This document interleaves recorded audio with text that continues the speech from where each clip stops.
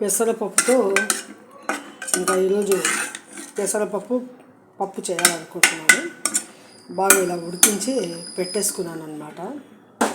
ఇప్పుడు దాన్ని నేను తడక వేస్తానండి. ఎలా చూడండి, ఏ విధంగా హోటల్ టైప్లో చేస్తాను చూడండి. నేను హోటల్ రెస్టారెంట్ టైప్లో ఈ పెసరపప్పు చేస్తున్నాను. ఇవన్నీ ఇంగ్రీడియంట్స్ ఇలా కోసి పెట్టుకున్నానండి. జీలకర్ర అవన్నీ పోపు అంతా వేసేసాను.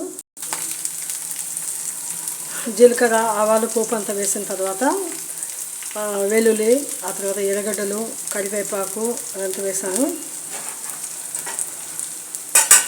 మంచి విసిపండి.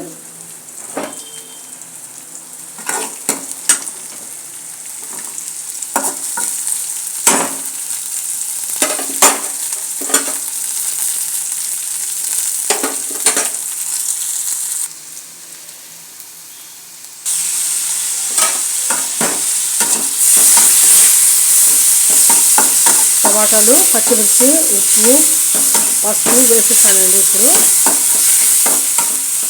నిజానికి రెస్టారెంట్లో, హోటల్స్లో ఒరిజినల్గా చేస్తే పప్పు అండి ఇది ఖచ్చితంగా మీరు చూసుకోండి.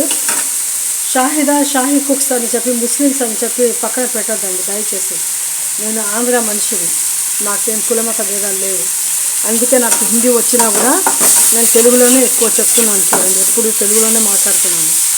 నాకు తెలుగు అంటే, నాకు ఇండియా అన్నా, హిందూస్ అన్నా నాకు అందరూ సమానమే అండి. క్రిస్టియన్స్, హిందూస్ అని ఏం లేదు, ముస్లిమ్స్ అని లేదు, అందరు నేను ప్రేమిస్తాను. అది బాగా మాగిన తర్వాత ఇంకా పప్పు వేయడమే. చింతపండు కూడా వేసేసాను. చాలా బాగుంది, బాగా రుచిగా వస్తుందండి. ఇప్పుడు అది కొద్దిగా ఉడుకుతున్నాను అనమాట. కొద్దిగా నీళ్ళు వేసాను. ఇప్పుడు అందులో పప్పు కలిపేస్తాను. చూడండి, పసరపప్పు వేసేసాను. ఇంకా కొద్దిగా నీళ్ళు కూడా వేసేస్తాను. ఇంకా వచ్చి చింతపండు రసం తీస్తాను నీళ్ళు అది. ఇప్పుడు చూడండి, రెడీ అయిపోయింది పప్పు.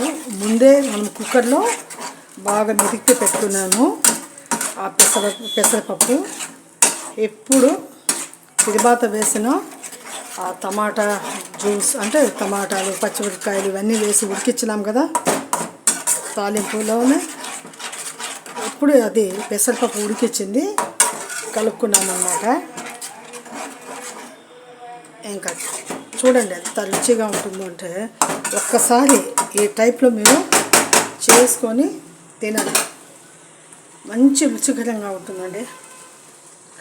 కాస్త ఇలా ఉడకనిద్దాము.